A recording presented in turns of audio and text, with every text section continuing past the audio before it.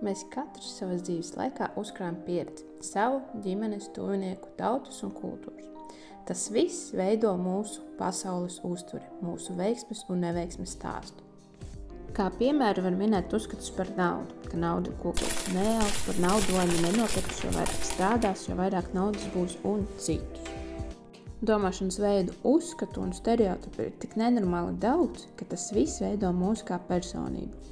Neironu saites formē mūsu realitāti, veido to, par kādu cilvēku mēs vēlamies kļūt. Mūsu smadzenēs ir šāda neironu aina. Starp neironiem ir saites, pa kurām pārvietojas impulsi un savieno neironu savā starpā. Šī saite ir mūsu pieredze un mūsu scenārija. Šī saite ir noturīga, jo mēs ar šiem uzskatiem kādu laiku dzīvojam. Impulsi pārvietojas no viena neirona uz nākamo un kontrolē arī mūsu neironu saites. Un tāpatās arī mūsu dzīvi. Mums ir sarežģīti uzsākt ko jaunu, veikt darbības, pie kā neesam pieraduši. Lielisks piemērs – finanses. Ņemam tēmu, gribu nopelnīt miljonu.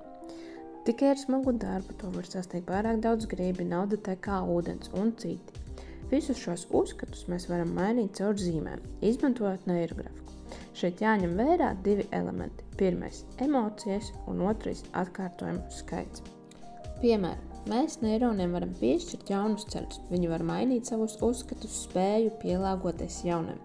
Jo spēcīgākas emocijas, jo labākas kvalitātes neironu saites rodas. Lai šis efekts labāk strādātu, parasti neirografikā mēs veicam apaļošanu. Asos stūrus apaļojam, apvienojot vienā režģī, vienā tīklā. Apaļojot, mēs nostiprinām jauno neironu režģi, jaunos dzīves scenārijus. Kad to visu darām, vēlams vizualizēt šīs sajūtas, ko vēlamies ieviest dzīvē. Nauda nāk viegli, man nevajag grabināties, viss būs kārtībā un citus. Kas notiek ar vecajām neironu saitēm? Kad mēs veidojam savu jauno realitāti, mēs laužam mūsu veco režģi. Mēs mazāk ieciklējamies uz uzskatiem un programmām, kas mūs bremzē. Jo vairāk mēs domājam par jauno, jo vairāk enerģijas dodam tam, lai tas realizējas dzīvē. Šajā brīdī vecajām saitēm nav variantu un tās slūst. Tām nākas pielāgoties un meklēt jaunus ceļus. Vecie scenāriji vairs nestrādā. Kad savu fokusu vēršu uz jauno, tad vecajā režģī impulsi paliek vājāki.